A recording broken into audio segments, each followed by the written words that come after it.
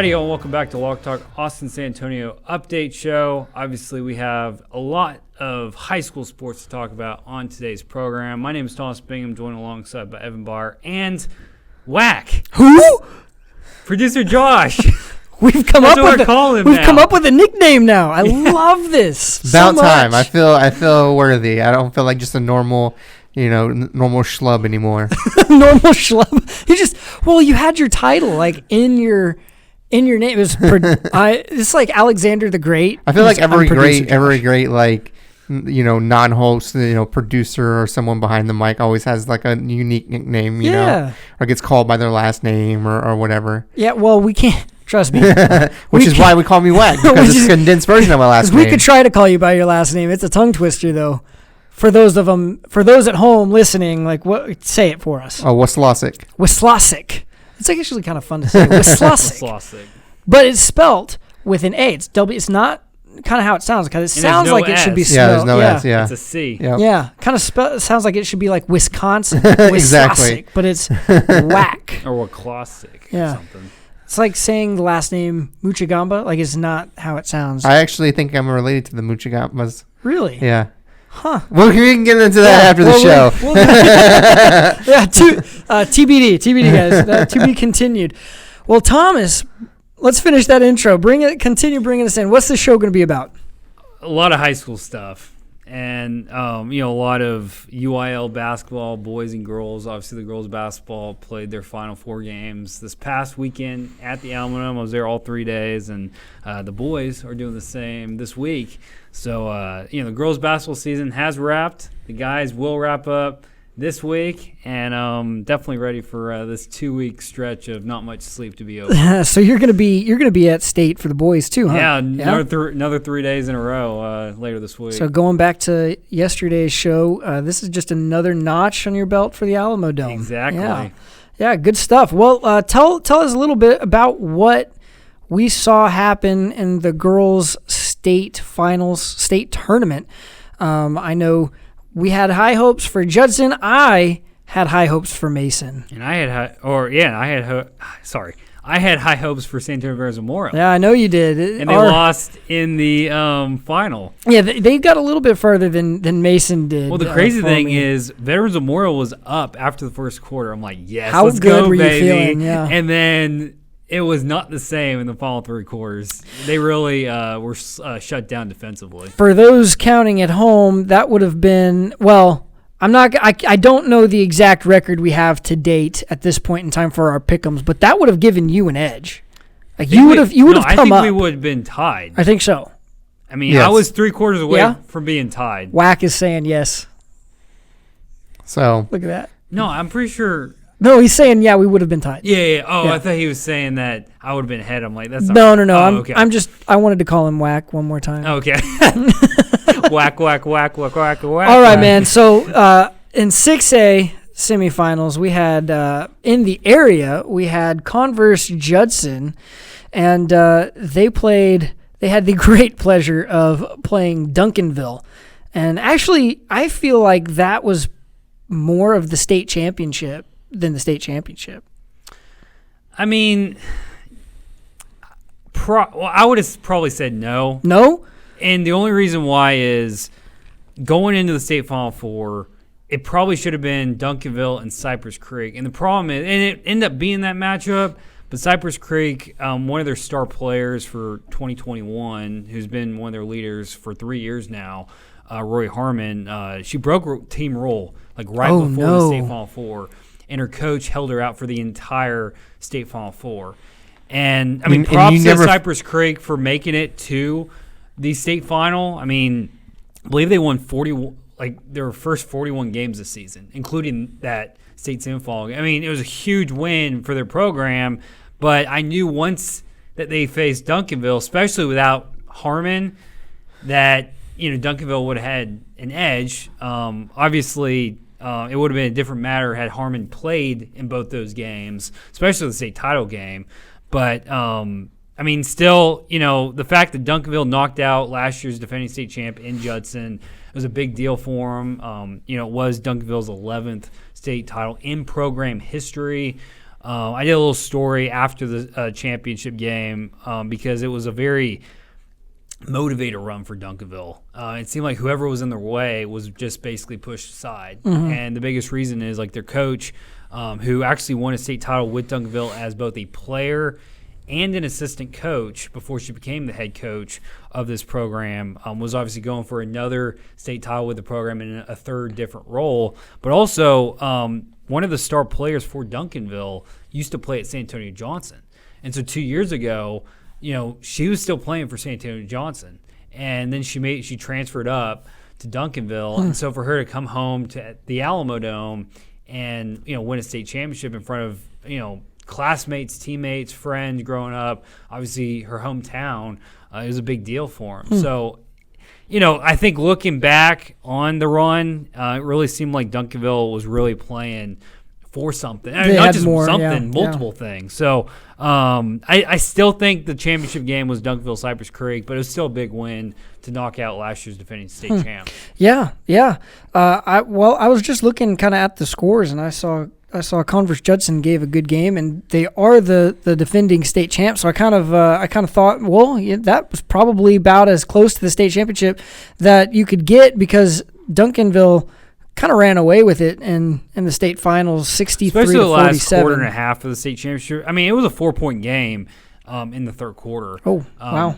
So they took off in the fourth. But then the last half the second half of the third quarter, and then obviously the fourth quarter, it was all Duncanville. But the player that used to play for San Antonio Johnson was Deja Kelly, and she had a big game in the state title game. Team high, 23 points. Wow. Shy short of sharing the game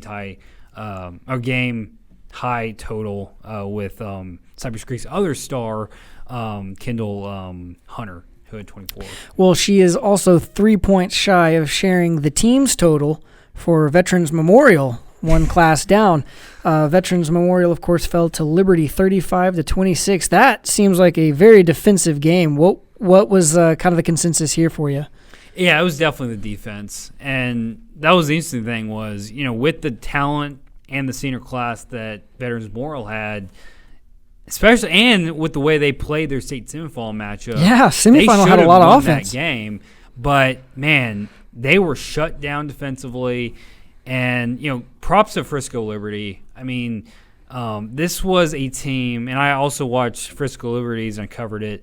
Their state semifinal against College Station. They probably should have lost to College Station. They came back, beat College Station late, and then obviously they beat the favorite. In San Antonio Veterans Memorial. I mean, if you look at it, Frisco Liberty had double-digit losses this season and won the state championship, and they were ranked like towards the bottom of the top 25, and then Veterans Memorial was a top 10 team. And so it was a huge shocker. But, man, you got to give so much props to Frisco Liberty in the fact that they shut down those seniors of Veterans Memorial, and then obviously came from behind in both games to win the state championship. And they lost a heartbreaker in the state title game last year to Amarillo, and so great run for them. But I mean, heartbreaking for Veterans Memorial. Second state title game loss in 3 years for this program and this senior class. So, they definitely set the tone for, players to come at Veterans Memorial. What a story Frisco Liberty is, though, from the playoffs. I mean, they, it's one of those that we talk about quite often on this show is getting hot at the right time. Frisco Liberty lost their final regular season game and then never looked back. And especially the last 3 games they played Midlothian, went 3 overtimes, another overtime game against College Station where they won by 3 to send them to the state championship, and then Veterans Memorial they beat 35-26. What a story! They lose their final game of the season to Lone Star 33-28. That's a heartbreaker. I mean, this team just fought through hard games. Oh yeah, I mean, sometimes you just get on a roll. I mean, you talk about it all the time. If you get hot, you ride that momentum. You better, or that one loss in the playoffs is going to cancel your season. So right. they definitely rode the late wave. You can, Westlake is the boys team is a great example of that, where they won 41 games in the regular season, or some had one loss in the regular season and then bow out and within the first 2 rounds of the playoffs. Sometimes it's better to ride that hot wave when you're on it than go through the whole regular season, lose once, and then you're down at a record of 43-2, but no hardware to really show for it. For sure. Well, and props to Fredericksburg for keeping up with the 5-time defending state champs in the state semifinals. I thought this was kind of with Schulenburg the mismatch in terms of teams from our coverage area. But man, they hung with them, especially in the first half. They ended up losing 49-38. Obviously, Argyle lost a heartbreaking state title game what a game. Fairfield. This was a remarkable turnaround for Fairfield. I mean, they scored 3 first-quarter points, and then they ended up beating the 5-time defending state champs in overtime. And a big part of that was their defense. They gave up 2 Argyle points in the third quarter. I mean, that's just mind-blowing to think about, especially coming against the 5-time defending state champ, a state power that's been winning state titles since 2006. And props to Fairfield, but also, good to see some new blood at the top of the classification. Obviously, Argyle had been on the top of the mountain for a while, and their players were heartbroken at the press conference. But props to them for stepping up, answering every single question that was asked. But sometimes you need that shakeup. To kind of show, hey, there's more than just this one dominant team in a classification or in a sport. Well, and it gives – I would be very shocked if Argyle doesn't return next year, the year after, ready. Yeah. They're a team that just reloads. And look at the defense on that team. Fairfield had come off a game putting up 76 points against Lincoln, and Argyle had held Fredericksburg to 38, and then 40-point swing against Fairfield. It's 36 point swing where they held Fairfield to just 40 points. A good defensive effort and hard-fought game. So I'd be surprised if Argyle doesn't make a return here soon. Well, they are losing an SMU commit, Riley McKinney, and she's a great story. And she finished the state championship game with 25 points.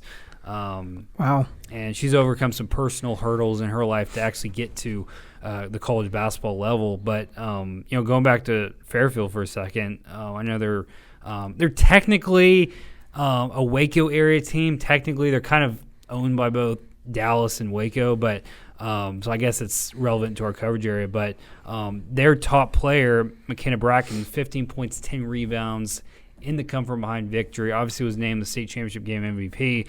But you also have to keep an eye on Jada Clark. She had 6 critical points in this game, including the last 3. She had a key steal with 6 seconds left in overtime, got immediately fouled. She made the steal, and then she made a remarkable basket in the paint. There's actually a really cool photo that our photographer Bradley Collier got where she's kind of fallen. And I'm actually looking. It's crazy. Everyone's kind of looking at the shot. I'm looking around. It's kind of crazy. And so I'm kind of in the background. But, for her to make that late steal, have the last basket and the ensuing free throw, just kind of wrapped up that defensive second half for Fairfield. Yeah. So, props to them for, winning the state championship. I believe it was the first one in program history, and obviously it was very exciting, and they're going to remember this run and this game for a long time. Well, that's awesome. Let's wrap up. We have 3A and 2A. 3A, of course, our area team in the tournament was Schulenburg.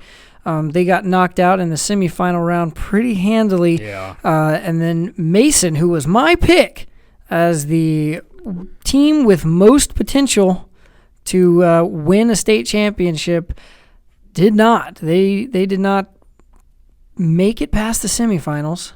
I mean, unfortunately, I had a very similar kind of projection for both those teams. I expected Schulenburg to get handled in that game.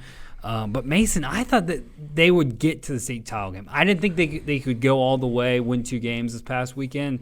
I thought they were good enough to win their state semifinal game, and I was very surprised that they didn't win that game. No. And the game was not closer than the score portrayed. Yeah, 43-34 loss in that game. Thomas, we have a few minutes, and I do want to move on to the boys' side of things. Their state tournament is obviously this weekend. You'll be in the Alamo Dome covering it. We'll start at 6A and talk about Brandeis, San Antonio Brandeis playing Duncanville. Man, they drew a tough match up there. That's the one they didn't want to face. No. And they got matched up with them. And, I believe, if I'm not mistaken, the UIL does it based off of winning percentage and record. And that's the biggest reason why that they had to face each other. But, still, I mentioned it on last week's show that I thought Brandeis had a great shot to make it to the state Final Four, and it's been a great story for him. I believe this is the first time in program Wow, history. You have a lot of faith. That what? It's been a great story for him. You're already speaking past tense, man. No, I didn't mean to come across like that, but basically, for them to win, I believe it's their first regional championship in program history, and to come out of that gauntlet that is Region 4, they didn't end up facing the Westlake. But, we talked about, Clark was in there and Judson was in there. And so for them to get out of there speaks volumes for where this program is going to be in the future. But, the team in 5A that's, you've been riding with all season long, San Antonio Wagner, they're still chugging along. They're my ride or die. They're playing Mansfield Timberview, and I think they'll get out of that game. I think they're going to get to the state championship. Thomas, they're my ride or die, so I'm going with them, by the way. I'm not going to lose faith on them now, but I do have to say that Lancaster, if any team made me nervous, Lancaster does. They're really because good. Lancaster is really good. Yeah, they've lost one game all year long. But as we've talked about, sometimes you lose that one game all year long. That's not the game that gets you. It's the one in the playoffs when you can't afford a mistake. So what actually makes me the most nervous is that they are number 30 in the nation, top 50 in the entire country. Those 4 teams are really hard. The Metroplex they create some good basketball talent. It is a tough town, but if anybody's going to do it, I believe in my boys in Wagner. They've been here before, and they've had some close calls in the past. In the last couple of years, with this group, and obviously last year they were a state finalist, and if I'm not mistaken, they lost to Mansfield Timberview in last year's state title game. I am correct. You are correct. Of course you are. You're an encyclopedia of knowledge, sir. Sometimes I got to check, though. But, that's a critical matchup for them. But obviously Wagner, they go in with the better record. It would be really cool to see Wagner take on Lancaster, see another Wagner versus DF-Dub title game matchup. I really think that's going to be your state championship, and I'm like I said, I'm going to ride with them, but that one does make me a little bit nervous going down to 3A because we don't have any area teams. Josh's Pleasanton Eagles got knocked out. It's WAC. Okay, WAC's Pleasanton Eagles. Yeah, unfortunately. Yeah, that's WAC, them losing. Come on, Eagles. Did Fredericksburg make it that far? You were pretty high on those. That's right. Those Bad Billies. No, they just met a team that was just too long. I was talking to Thomas and you before the show. Pleasanton was getting 1 shot per possession, while Stafford was getting multiple shots per possession, and that ended up being the difference. They only lost by 4 points. So it's just one of those things. It's one of those things. That'd be an interesting topic of conversation. Just small, kind of not small town, but you got the Houston, Dallas, the Metroplexes with their 4As versus the city, the small town 4As, and how does that differ? You look at who's probably the favorite in 4A in Yates, was it Oak Christian Faith Academy or whatever, Dallas, and from Dallas, they're the defending champs. Oak Cliff's really good. Oak Cliff. So it was going to be a struggle to get for Pleasanton to get there, and then they almost did. And I feel like if they would have won, they probably would have beat Bernie. They had beaten them earlier in the year, but hey, that's the way the shoe falls, and that's okay. Furthest they've ever made it, so in school history, so it's a good season for them. You can be proud of your boys. Exactly, they did good. Yep. They did good. They had a good run, and like you said, made it farther than anybody. We just have to give you a hard time a little bit. Hey, it's okay. Hey, they hate us because they ain't us. Exactly right, man. Well, in 3A, we have San Antonio Cole entering the state tournament, and they face off against Peaster. Great name. That's a fantastic name. Honestly, that's awesome. Well, Peaster is 34-5. Cole is 32-6. Thomas, you're going to be here covering them. What do you think of this game? I think that on paper they look pretty close. I'll give you my opinion, even though you didn't ask for it. I think they look pretty close on paper, like identical on paper.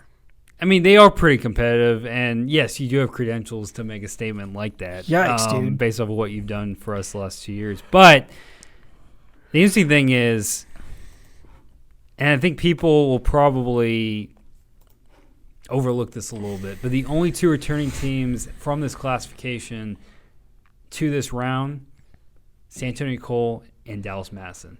Dallas Madison is on beat the other San side, Antonio Cole in last year's state semifinal, and now they're on opposite sides. Imagine if they met each other in the state title game. Probably won't, because Cold Spring Oakhurst has a great record this year.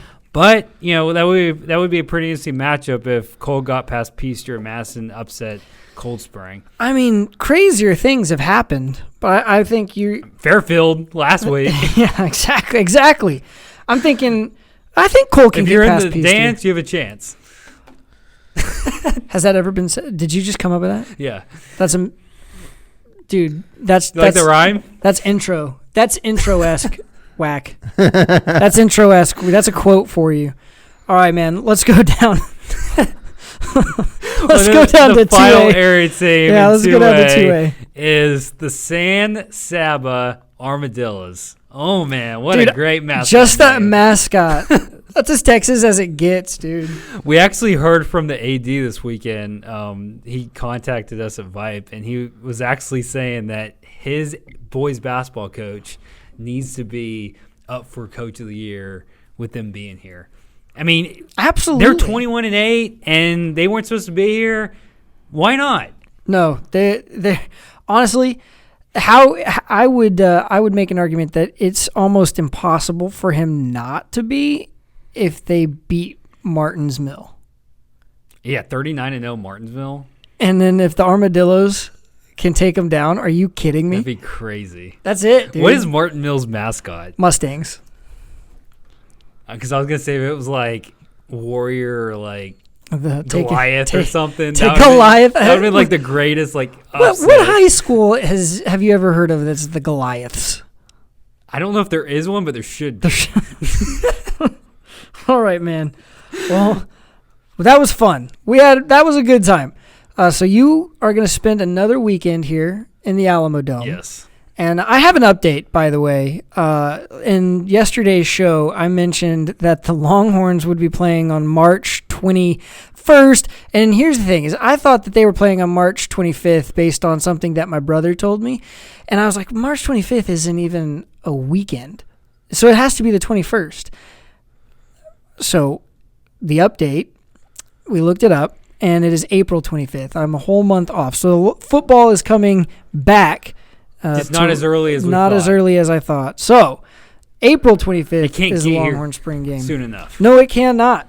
But did enjoy our basketball discussion. Congratulations to all those girls teams that won state. Good luck to all of the boys teams, especially the area boys teams who are playing in this weekend's tournament. And Thomas, you're going to be there to witness it. You want to get us out of here? Yeah. Hey, if you enjoyed today's program, obviously follow us on social media, VYPE ATX, VYPE SATX on Twitter, VYPE Texas on Facebook and Instagram. Also, you can find me on all three of those platforms at TexNation, and sign up for VYPE Campus. Get extra coverage for your school and school district. You can find me at Evan_Beyer UT on Twitter.